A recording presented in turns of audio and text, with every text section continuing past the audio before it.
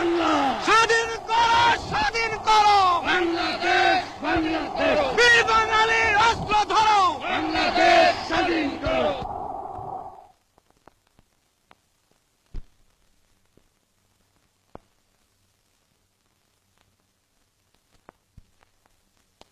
স্বাধীন বাংলার জাতির পিতা, স্বাধীন বাংলার জাতির পিতা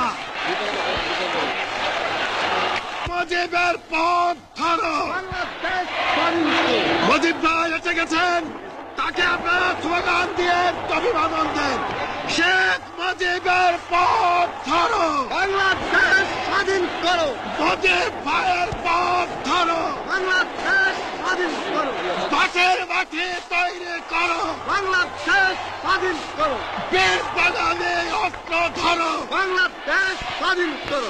বীর আপনারা জোরে স্লোগান ধরেন, আমার দেশ তোমার দেশ, বাংলাদেশ বাংলাদেশ, আমার দেশ তোমার দেশ, বাংলাদেশ বাংলাদেশ, স্বাধীন করো, স্বাধীন করো, বাংলাদেশ স্বাধীন করো।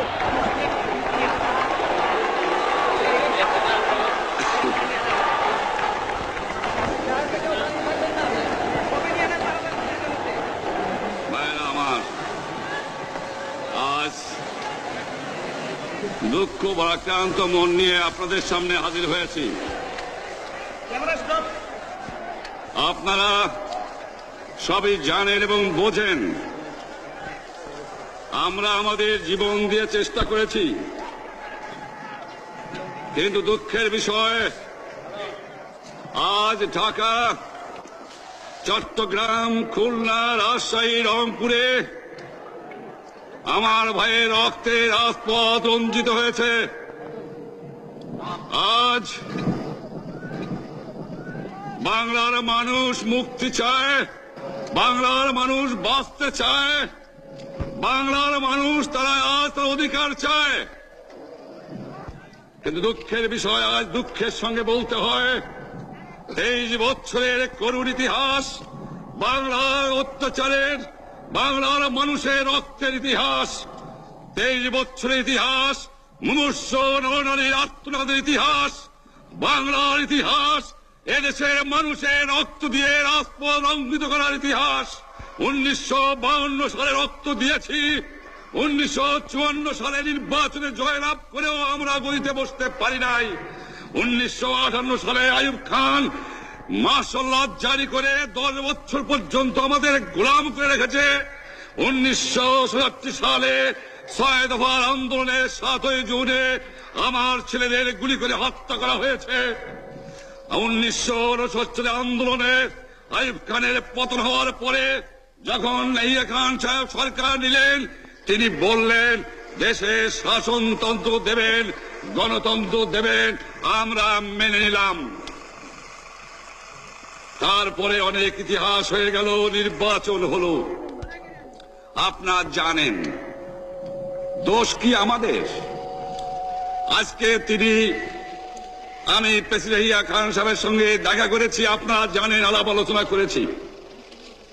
আমি শুধু বাংলার নয়, পাকিস্তানের মেজরিটি পার্টির নেতা হিসাবে তাকে অনুরোধ করলাম 15 ফেব্রুয়ারি তারিখে আপনি জাতীয় পরিষদের অধিবেশন দেন।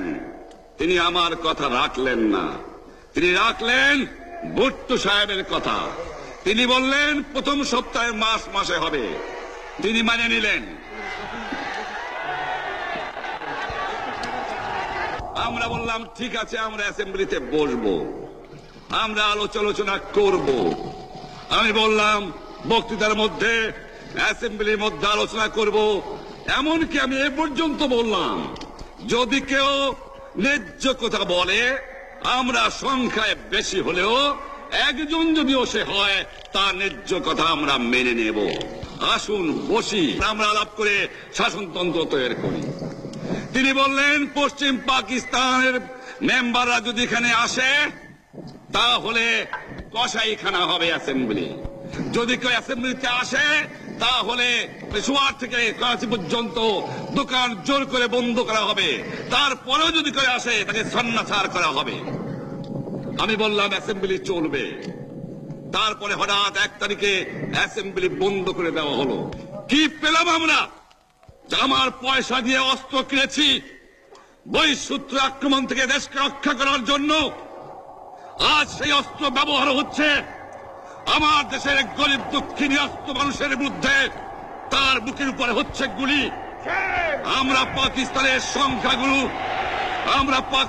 সংখ্যাগুরু, আমরা বাঙালিরা যখনই ক্ষমতায় যাওয়ার চেষ্টা করেছি, যখনই এদেশের মালিক হবার চেষ্টা করেছি, তখনই তারা আমাদের উপর ঝাঁপিয়ে পড়েছেন।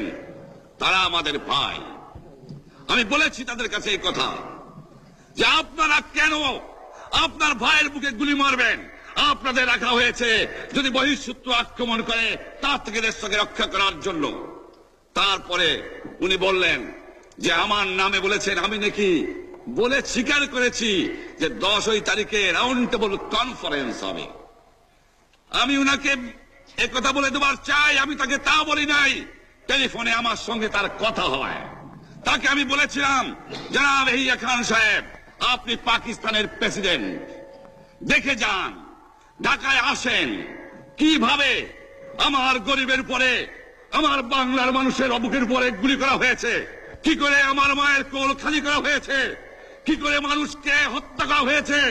আপনি আসুন, দেখুন, বিচার করুন, তারপরে আপনি ঠিক করুন। আমি এই কথা বলেছিলাম। হঠাৎ আমার সঙ্গে পরামর্শ না করে বা আমাদের সঙ্গে আলোচনা না করে 5 ঘন্টা গোপনে বৈঠক করে যে বক্তৃতা তিনি করেছেন এবং যে বক্তৃতা করে অ্যাসেম্বলি করেছেন, সমস্ত দোষ তিনি আমার উপরে দিয়েছেন, বাংলার মানুষের উপরে দিয়েছেন।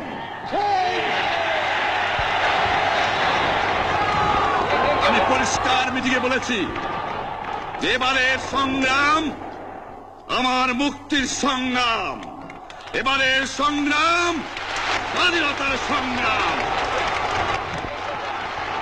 আমার 25 তারিখে অ্যাসেম্বলি কল করেছে, রক্তের দাগ শুকায় নাই। আমি 10 তারিখে বলে দিয়েছি যে ওই শহীদের রক্তের উপর দিয়ে পাড়া দিয়ে আরটিসিতে মুজিবুর রহমান যোগদান করতে পারে না। অ্যাসেম্বলি কল করেছেন, আমার দাবি মানতে হবে। প্রথম, সামরিক আইন মার্শাল ল উড্র করতে হবে। সমস্ত সামরিক বাহিনীর লোকদের ব্যারাকে ফেরত দিতে হবে। যেভাবে হত্যা করা হয়েছে তার তদন্ত করতে হবে। আর জনগণের প্রতিনিধির কাছে ক্ষমতা হস্তান্তর করতে হবে।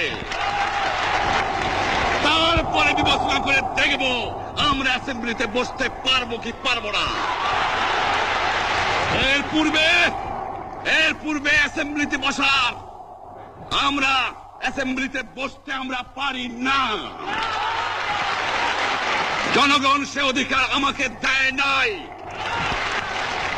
ভাইরা আমার, তোমরা আমার উপর বিশ্বাস আছে? আমি প্রধানমন্ত্রিত্ব চাই না, আমরা দেশের মানুষের অধিকার চাই। আর যদি একটা গুলি চলে, আর যদি আমার লোকের উপর হত্যা করা হয়, তোমাদের উপর কাছে আমার অনুরোধ রইল, প্রত্যেক ঘরে ঘরে দুর্গ করে তোলো।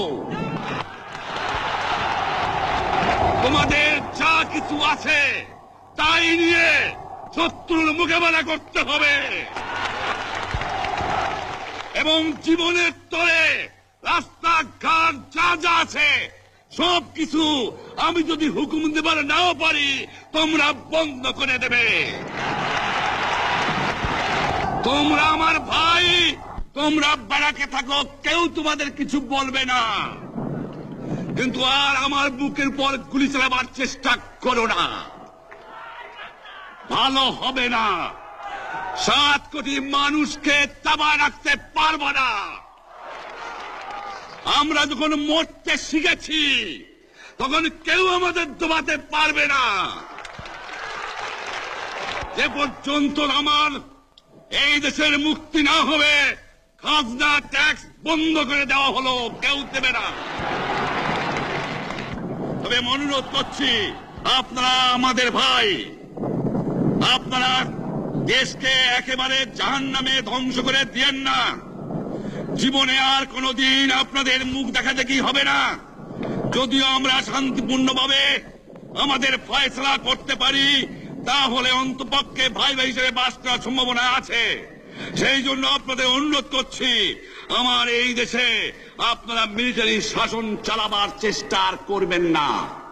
দ্বিতীয় কথা, প্রত্যেক গ্রামে, প্রত্যেক মহল্লায়, প্রত্যেক ইউনিয়নে, প্রত্যেক সাব ডিভিশনে আওয়ামী লীগের নেতৃত্বে সংগ্রাম পরিষদ গড়ে তোলো এবং তোমাদের যা কিছু আছে তাই নিয়ে প্রস্তুত থাকো।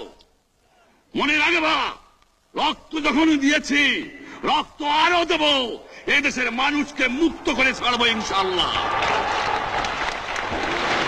এবারে সংগ্রাম আমাদের মুক্তির সংগ্রাম, এবারে সংগ্রাম স্বাধীনতার সংগ্রাম। আপনারা আমার উপরে বিশ্বাস নিশ্চয়ই রাখেন। জীবনে আমার রক্তের বিনিময়েও আপনাদের সঙ্গে বেইমানি করি নাই। প্রধানমন্ত্রিত্ব দিয়ে আমাকে নিতে পারে নাই, ফাঁসি কাস্টে আসামি দিয়ে আমাকে নিতে পারে নাই।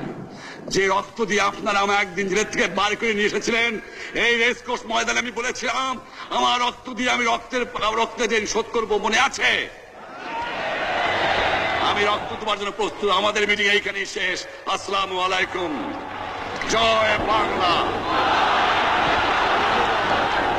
বীর বাঙালি অস্ত্র ধরো, বীর বাঙালি